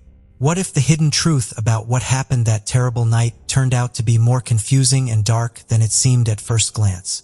Secrets hidden in the shadows of the past can destroy not only lives, but also destroy all that remains of hope and peace in this world. Only by digging deeper one can find the answers, but there are even more questions hiding behind them. In the winter of 1986, Zara Alina was born in the vast landscapes of Great Britain. She was the first of 5 children of a single mother, a young woman who mysteriously moved her life from the Pakistani slums to this corner of the UK back in 1968. Zara embodied the hopes and dreams of her parents, and her birth was an important event. She was the first granddaughter of Radha Parvin, and it brought her a special status in her community. From early childhood, Zara was surrounded by relatives who raised her to a pedestal, showering her with tenderness and care.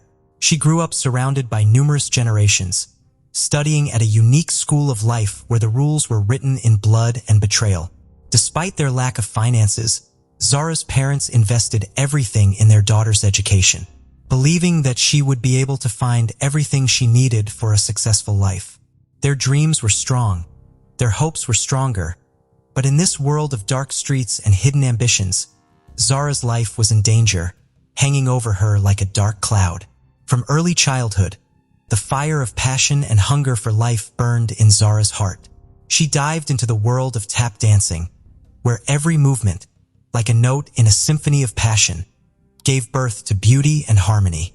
Swimming was another passion of her soul, allowing her to escape from the gray everyday life and feel the wave of freedom. She always dressed exquisitely, as if creating a work of art from herself, embodying her dreams in every outfit. But that was just the beginning. When she skated for the first time, she felt new breath of freedom in her soul. Skating became not just a hobby for her, but a way of breathing, a way of expressing the deepest essence of her soul. Among those who knew Zara, no one was surprised to hear that she dreamed of becoming a lawyer. Her heart was full of desire to protect and help others because she was that bright ray of hope in a world full of evil. Her friendly nature sparkled with joy, which was contagious, like a fire in the dark. Her gaze and sparkling eyes promised miracles, and her black curly hair seemed to have been created to tempt fate. Her image was full of charm, like a magic potion mixing passion, kindness, and courage in an extraordinary cocktail of attractiveness.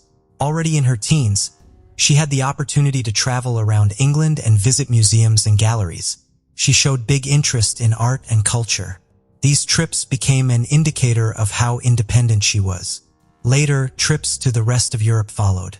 This was a clear confirmation that she inherited the desire for adventure from her relatives. It seems she was following in the footsteps of her Aunt Farah, who, unlike the rest of the family, chose Portugal over the UK. It was fascinating for a young woman to see the work of her aunt, who worked as a psychotherapist in women's organizations. Zara visited her several times.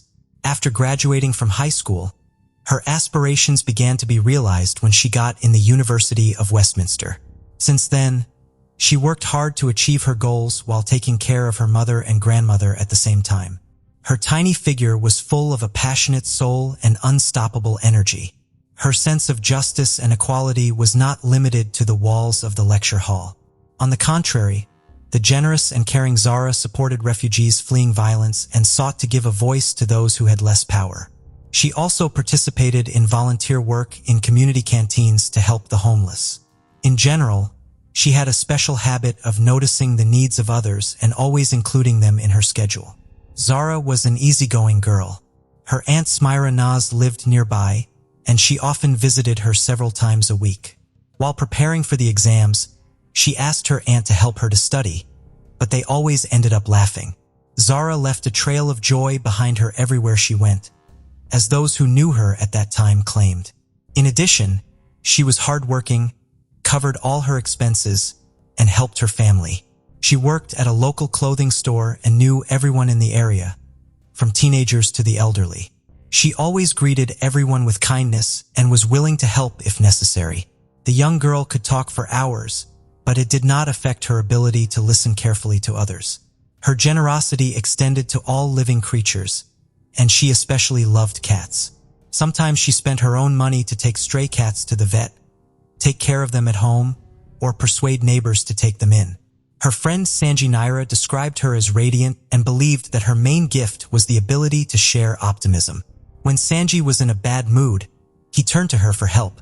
In Zara's life, there was a bright star whose name was engraved in the very depths of her heart: Carissa Peters.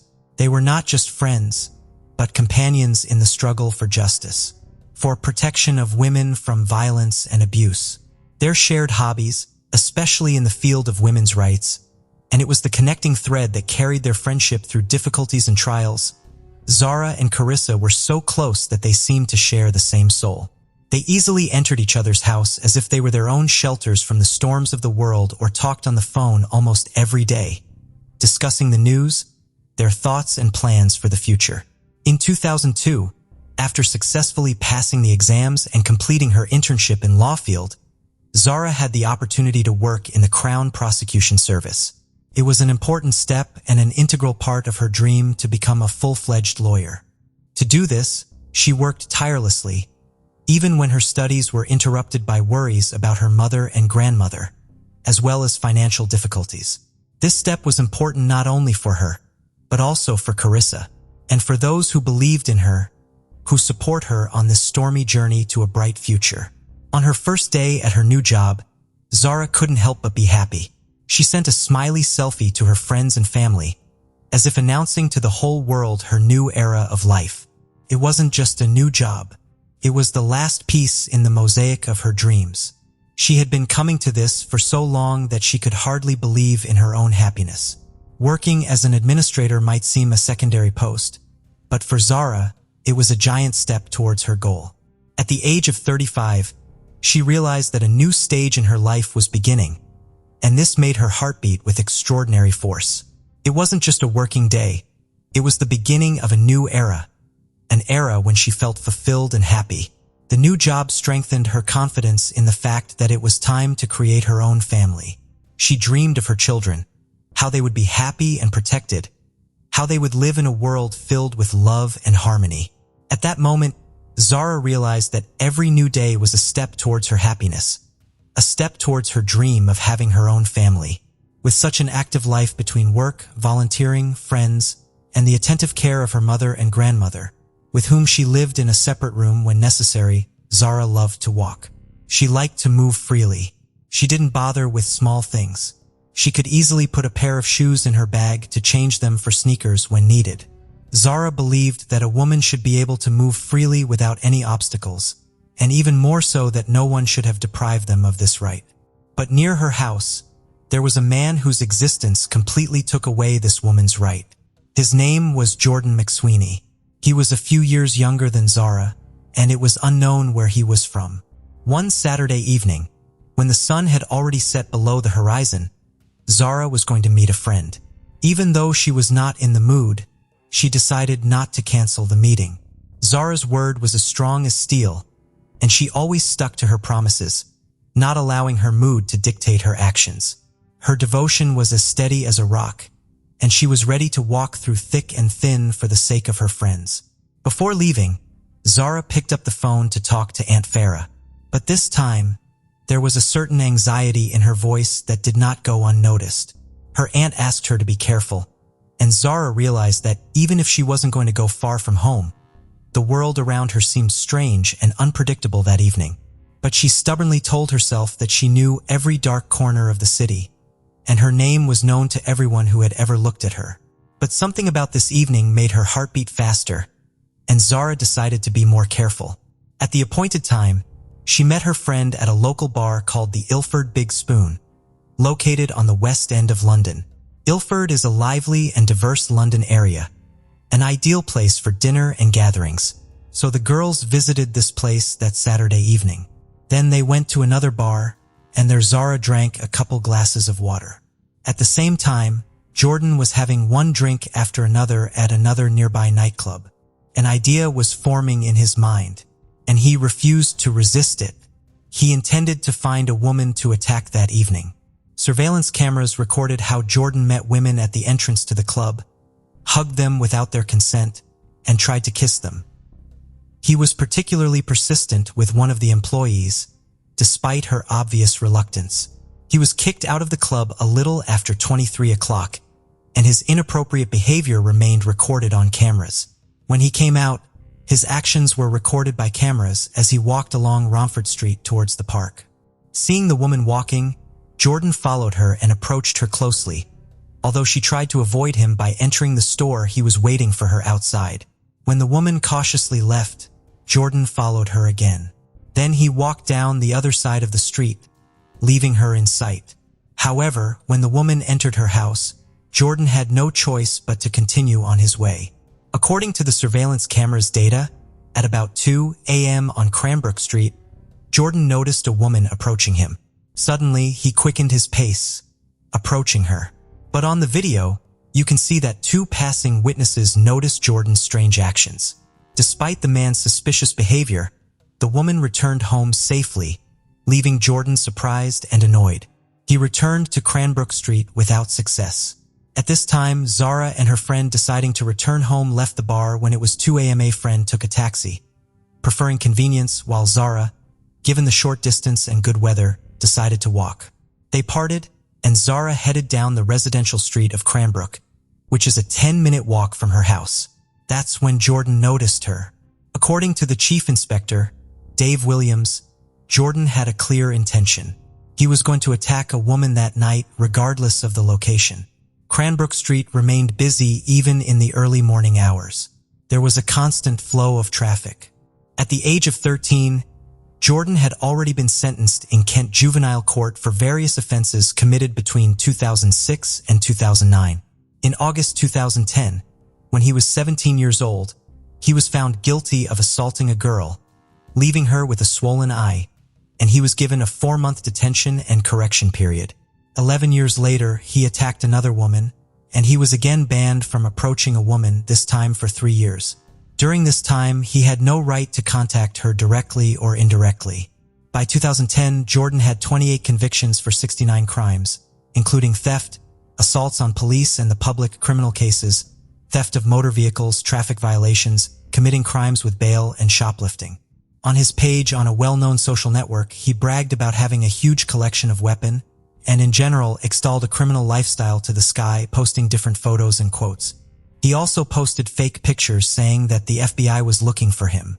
On June 17, 2022, he was released on parole after being sentenced to prison for criminal damage, racially aggravated harassment, and illegal carrying of a bladed weapon. One of the conditions was meetings with a parole officer.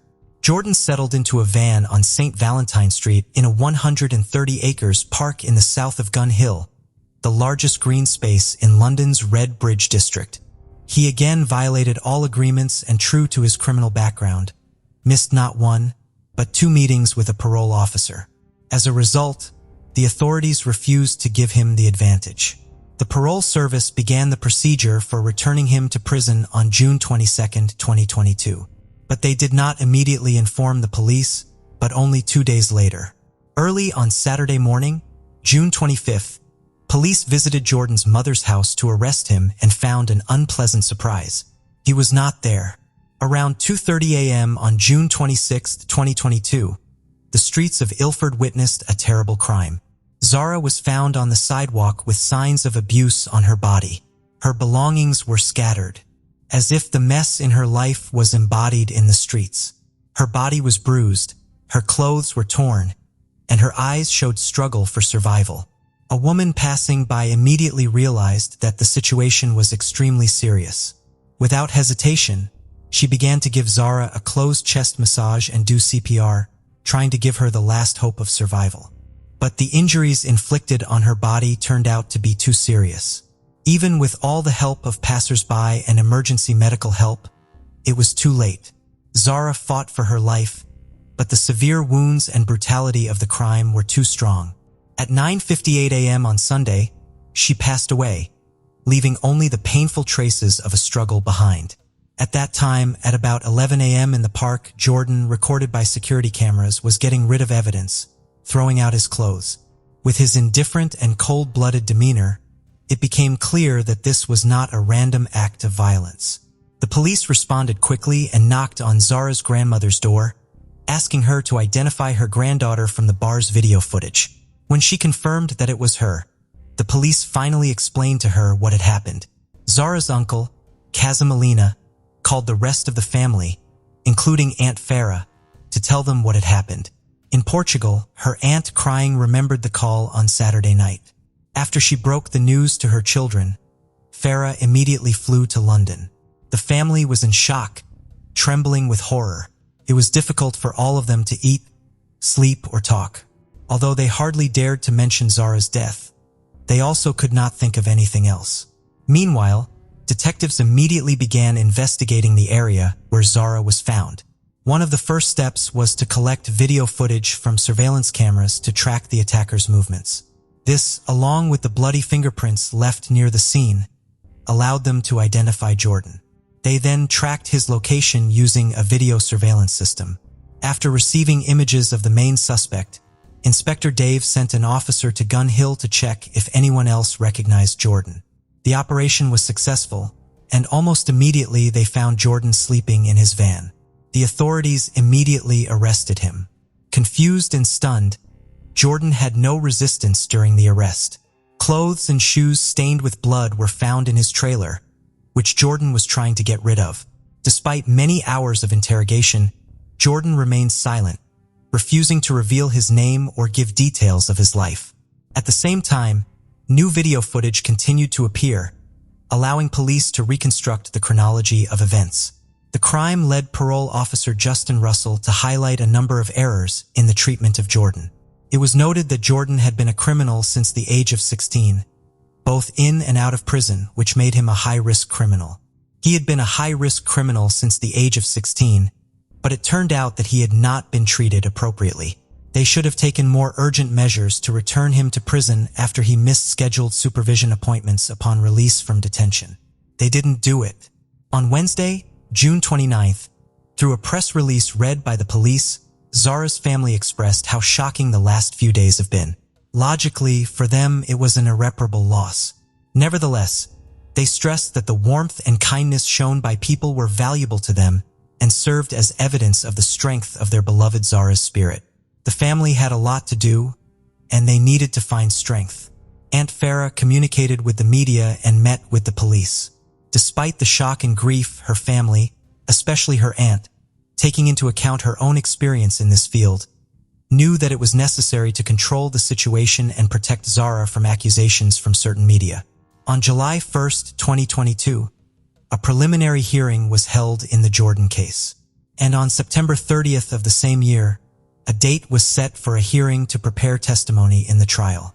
However, on the day of the scheduled trial, Jordan did not show up due to a positive test for COVID-19, and the hearing had to be postponed.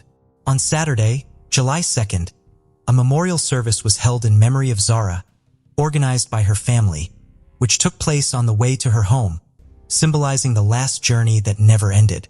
At this service, many of those present were dressed in white, symbolizing a silent walk. The event was attended by a coalition of more than 120 organizations specializing in supporting women, expressing solidarity in the fight against violence. It was one of the many groups that worked with Zara Alina's family.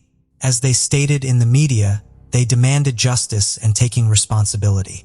Additionally, they asked to focus on what they considered a priority and key issue: to resist violence from men, and to stop the acts of violators. At a preliminary hearing before the investigation at the East London court in Walthamstow, crime scene investigator Nadia Persett said she believes there is reason that local police officers could and should have taken more action to find Jordan before his attack on Zara. Consequently, she expressed the opinion that jury should resolve this issue. In addition, this investigation should have included the actions of the staff of corrections facilities for probationers. According to Nadia, this process was supposed to last a month. On November 16, 2022, Jordan also did not appear at the hearing despite being told that this was mandatory. Thus, the meeting was organized via video call. This time, he pleaded guilty. Prosecutor Oliver Glasgow then described him as extremely unfit candidate for bail. This opinion was also supported by Judge Chima Grove. As for the verdict, the judge postponed it until December 14th of the same year. Approaching this date, Jordan again refused to appear in court. But even this did not prevent Jordan from being sentenced to life in prison with a minimum sentence of 33 years in prison for the murder of Zara Alina. The accused and his representatives filed an appeal, and the sentence was reduced to 33 years in prison. The judge stated that the fact that Zara was unconscious, did not feel anything, and did not suffer reduced his sentence. Just 4 months later, it became known that Jordan had an intimate relationship with a woman who worked at the Belmar Correctional Service in South London, but was not a direct employee of the prison services. The Metropolitan Police later announced that a 32-year-old woman whose identity was not disclosed had been arrested, and was under investigation on suspicion of misconduct in a public office. As for Zara Alina's family, everyone remembers Zara with love and pride. They still miss her. For her part, Aunt Farah continues to speak out against violence against women and girls. In March 2023, She joined a march organized by various groups seeking to draw attention to the issue and raise awareness. The protesters marched through the commercial district of West London to Trafalgar Square. Among various slogans, they stated that the lack of action against male violence is equal to abuse by the state. The tragic loss of Zara Alina has only added dark shades to this bloody picture of violence that consumes the hearts and minds of those who seek to change the world.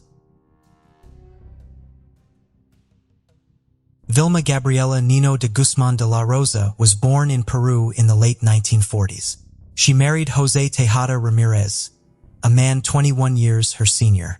José had an older son from his first marriage. After they started living, he increasingly started distancing from his previous family, including his son. Vilma had a strong and reserved character.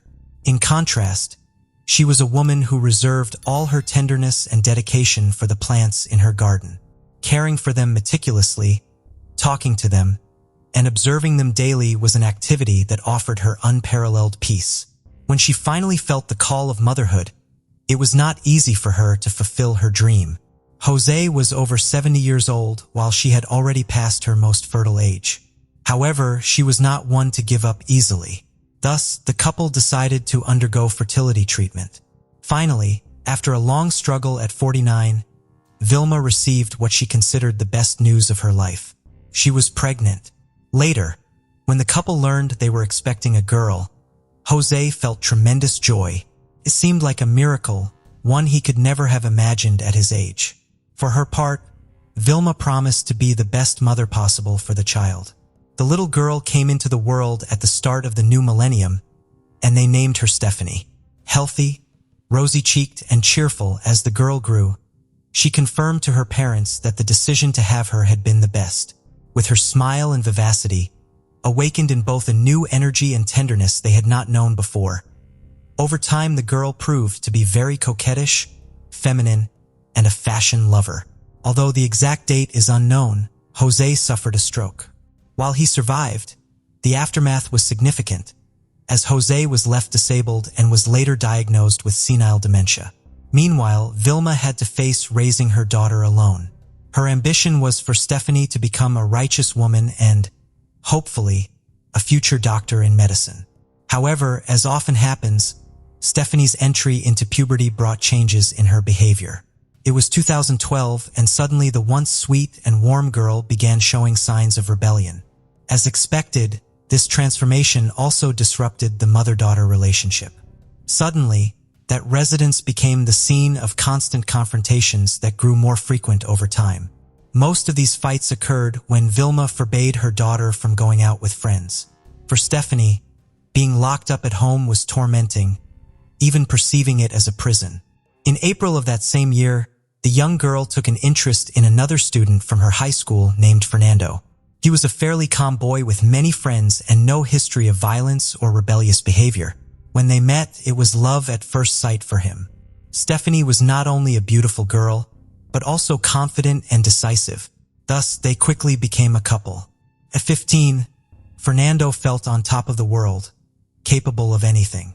But sometime later, everything changed. By the end of 2012, the relationship between the teenagers was tumultuous, as evidenced by a letter that Stephanie wrote to him. In her own handwriting, the young girl boasted of knowing her own charms perfectly, making it clear that if he didn't measure up, she could easily replace him with another boy. Although Vilma learned of her daughter's relationship, she initially tried not to interfere. After all, she believed it was likely just a fleeting, insignificant romance typical of Stephanie's age. But months passed with no sign of the affair ending. Meanwhile, Stephanie took control of the relationship, knowing how to dominate Fernando. She liked to give orders and, of course, to be obeyed. When this did not happen, she punished him, scratching him, justifying it by saying he well deserved it. Far from leaving her or at least reacting, Fernando endured the situation, hopelessly in love, to the point of even setting aside his preferences, dignity, or social life.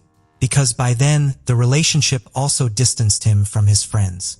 Judging by some leaked text messages, the young man felt lost and, in essence, suffered greatly after each fight with his girlfriend. An example of this is an audio message Fernando sent to Stephanie at 2 a.m. on January 6, 2013. Besides showing how insecure he was regarding her feelings, Fernando said some quite worrying things, talking about ending someone's life and seeking his girlfriend's support for these ideas. Although it was not clear to whom Fernando was referring, it was true that around that time Stephanie had started flirting with other young men. And of course, in the school environment, the news quickly spread. Upon hearing the rumors, Vilma opposed the relationship between her daughter and Fernando. This became the cause of countless fights. Refusing to obey her mother, Stephanie continued to see Fernando in secret. On Saturday, January 11, 2014, just before noon, the girl snuck her boyfriend into her house. They then went up to the second floor to her room, where they locked themselves in to watch TV and later had an intimate encounter. When Fernando's father noticed his son's absence, suspecting he had returned to Stephanie, he began calling him on the phone. Distracted or perhaps anticipating his father's reproaches, Fernando did not answer. However, his father was not willing to give up, so he went to Stephanie's house to look for him. Once there, the man's shouts made Vilma come out of her room on the first floor. Although she ignored him and did not open the door, she immediately understood what was happening. Filled with anger, Vilma went upstairs and, without a word, broke into the room where her teenage daughter was with her boyfriend. It was at that moment that a fight broke out between the three, but it was an unequal struggle as Fernando soon managed to immobilize the woman. At that moment, Stephanie delivered a strong blow to her mother's head. The force was such that Vilma fell to the floor, dying. Immediately after, the teenager placed the body under her bed. Then Fernando and she went to the bathroom to clean themselves. At 90 years old and with senile dementia, Jose heard nothing and was unaware of anything. After that, Fernando went home. Later that same day, Stephanie kept in touch with dozens of people through her social media accounts. She confessed she felt that her heart was at peace and that her problems had finally ended, expressing the pleasurable feelings she was experiencing without specifying the reason. From that moment, Stephanie moved into her mother's room, which was about 10 meters away from hers. Additionally, she took the savings Vilma had, just over $10,000, and went on a shopping spree, spending as she pleased. 48 hours later, she posted a photo taken with her cell phone camera, in which she appeared wearing short floral pants and a pink blouse, holding a small puppy she had just bought in her right hand. She also paid for a change of style. As days passed, the teenager remained calm, even with her mother's decomposing body in the house. She continued to party with friends on several occasions. Jose, due to his health condition and advanced age, did not receive the care he needed from his daughter. When the smell from the second floor became unbearable, she and Fernando sprayed the room with various cleaning products and insecticides. They also partially covered the stained wall with black paint. Meanwhile, despite not being particularly friendly with them, the neighbors noticed that Vilma had not been seen watering the plants in her garden for a while. On January 16th, Stephanie called Fernando to tell him that 3 people were going to help her take out her mother's remains. According to his later testimony, Fernando suddenly felt a great repulsion towards his girlfriend, almost as if for the first time he fully understood what kind of person she was. He then decided to end their relationship. Although he no longer communicated with her or saw her, Stephanie tried to contact him in any way possible. Realizing that her text messages and calls were not being answered, the minor spoke with Marco, a cousin of Fernando's, and through him, she sent messages via one of her social media accounts. There, with encrypted messages, she asked him not to do anything foolish and not to say anything about what had happened. By that time, Vilma's loved ones had tried to contact her without success. Every time they asked Stephanie, she gave some excuse. After some time, they stopped believing her explanations and began to suspect that something had happened to her. In early March 2014, Vilma's relatives reported her strange disappearance to the authorities. Consequently, on the night of Sunday, March 9th of that year, the police arrived at the house with them. When they did not receive a satisfactory response from Stephanie about her mother's prolonged absence, the officers broke into the property with the family's authorization. Once inside, They found Stephanie nervously giving them the runaround in an attempt to hinder the authorities' progress. But the young woman's efforts were in vain, as the strong smell and the flies buzzing all over the place only heightened the police's worst fears. Upon turning the key to the room, the macabre scene was revealed in a matter of seconds. For 57 days, Vilma's body had been there, in the room of the daughter. Forensic experts at the scene found a knife, which was taken for analysis to determine if it had been used to kill Vilma. The authorities immediately considered Stephanie the main suspect in the crime. However, in her version of events, she tried to absolve herself of any responsibility and accused Fernando. Within minutes, reporters swarmed the surroundings of the house. The head of the Criminal Investigation Division informed the press of what was known so far based on the minor statements. Thus, both the motive and the cause of Vilma's death were still under investigation. The 65-year-old woman's body was transferred for forensic examinations. Meanwhile, news cameras managed to enter the house and obtained images of the teenager's room.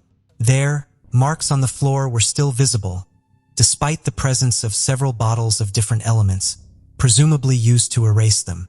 It wasn't until the following day, Monday, March 10, 2014, that the police formalized the request to initiate a process for violation of criminal law for the crimes committed by the 14-year-old minor. Consequently, Stephanie was forced to remain in a juvenile center for the duration of the process. In the early hours of Tuesday, amidst the tumult of reporters and neighbors, agents transferred Stephanie as some of those present shouted accusations at her. Due to her status as a minor, she wore her face semi-hidden with a cap. Nevertheless, she took advantage of the cameras and microphones to defend herself.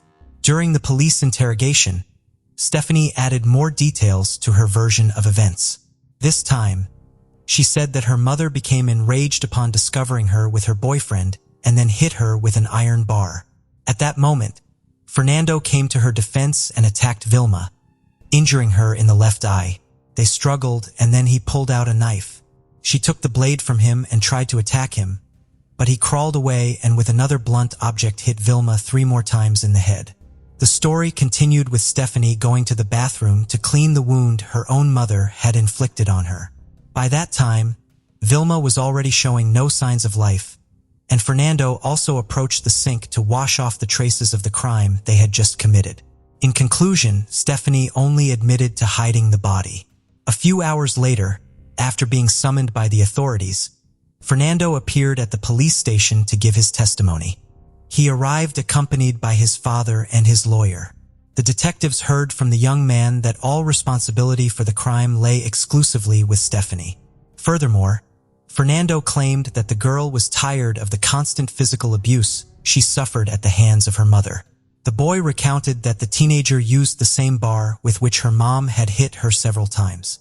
However, Fernando's version did not convince the police either, as he made serious contradictions during the interrogation. Consequently, the police decided that the young man should be held as the suspected co-author and accomplice of the homicide. It was up to the prosecution to decide whether to charge him. On the afternoon of March 12th, 60 days after the crime, Vilma's body was removed from the morgue and was taken directly to the cemetery where she was buried in the presence of family and friends. One of the victim's nieces called for the maximum penalty for the 2 minors involved, adding that for teenagers, it seemed all too easy to kill without facing responsibilities. She also mentioned that Stephanie was very much loved by her mother and denied there was a bad relationship between them. Meanwhile, the prosecution's decision led to Fernando's arrest. The teenager was placed in a juvenile center. Experts concluded that he was a young man with a tendency towards introversion, easily influenced by a figure that generated emotional attachment. They also indicated that Fernando submitted to his partner's wishes, allowing himself to be manipulated to satisfy her desires, showing himself submissive and compliant out of fear of emotional abandonment. Regarding Stephanie, forensic psychologists saw that the young woman had psychopathological traits in her personality. Amidst the twists and turns of the case, a television report revealed that Stephanie had been influenced by another girl who was in prison for killing her mother after a heated argument on March 5, 2005. It was also stated that Stephanie stored poems of her on a tablet or personal computer. At the end of March that same year, Stephanie insisted on her innocence through a letter.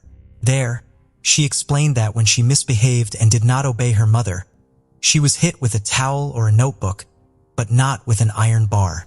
An unexpected twist was her portrayal of Fernando, whom she accused of mistreatment and threats, even against his father. The reason was simple. He was obsessed with her and aimed to socially isolate her. Lastly, she assured that she loved and respected her mother and was overwhelmed with sadness from missing her father so much. In this story, Jose too was a victim of circumstances, even though he was unaware of what was happening around him. The elderly man was left at the mercy of Vilma's family when the firstborn finally learned of the crime and traveled from Brazil. He found that Vilma's family refused to let him see his own father. After turning to the authorities, Jose's son was finally able to rescue him. He found his father in a state of neglect and uncleanliness, and they were unable to find his documents anywhere in the house. Consequently, his lawyer reiterated his request for the relevant agency to expedite the delivery of this documentation. Without it, neither Jose nor his son could claim his pension. The entire country remained attentive to any new detail, even those concerning the daily life of the main suspect. Once transferred to a new center, Stephanie made headlines again when it was revealed that she shared a third-year classroom with another minor accused of a similar crime, Rosalinda. Her case was also highly publicized in Peru. The young girl, who had suffered excessive abuse at the hands of her mother, retaliated against her and took her life. The director of the juvenile center told a Peruvian TV program that the two girls had no problems adapting to the group and also showed acceptable performance. According to her, as part of her job, it was not her place to judge them. Instead, it was necessary to do everything possible as a system to reintegrate them into society.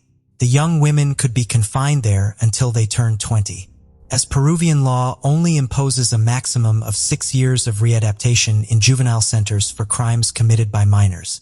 For adults, the country's legislation imposes up to 35 years of effective imprisonment for those responsible for these crimes. On the night of Thursday, April 10, 2014, the crime reconstruction took place. During this, the young woman smiled, made victory gestures, and showed no remorse. Fernando also participated, unlike Stephanie, chose not to speak to the press and preferred to hide his face, wearing a bulletproof vest at all times. Both arrived from their respective juvenile centers and had no contact with each other during the procedure. However, coldly and without showing regret, they attacked and accused each other. Upon leaving the scene, Stephanie began to play with her hair as the cameras from photographers and television stations focused on her. Meanwhile, Fernando's defense argued that the accusation against their client was full of contradictions. The psychological assessment of the crime scene conducted by experts found evidence of cruelty, planning, and simulation of the events, including the use of air fresheners and wall paint to hide blood traces. Days later, Jose visited his daughter for the first time. Still coming to terms with the events and remembering little, he hoped Stephanie would tell him everything. After leaving, following a 2-hour visit, he mentioned that his daughter blamed her former boyfriend for the crime, insisting to him that she was incapable of such evil. Jose carried with him a gift from his daughter, a pink heart saying she loved him. In the second half of April 2014, Stephanie's situation worsened when investigations into her cell phone uncovered threatening messages she had sent Fernando. These texts were retrieved by the young man's family for use in court, aiming to prove that Stephanie had planned the crime. By the end of July 2014, the prosecution formally charged Stephanie as the perpetrator of her mother's murder, with Fernando deemed an accomplice to the crime. In both cases, the public ministry requested 6 years of detention in a juvenile center and a compensation payment of $1,300. The prosecution's conclusions were based on the autopsy report, psychological assessments, and the crime scene's psychological appraisal. Exclusive footage of Fernando in court was captured by a television camera. Walter, Fernando's father, was outraged by the verdict, insisting that there was no evidence incriminating his son. He believed that the inability to absolve Stephanie led to Fernando being charged as an accomplice. Contrary to the father's hopes, in October 2014, Fernando was sentenced to 4 years and 6 months in prison, while Stephanie received a 6-year sentence.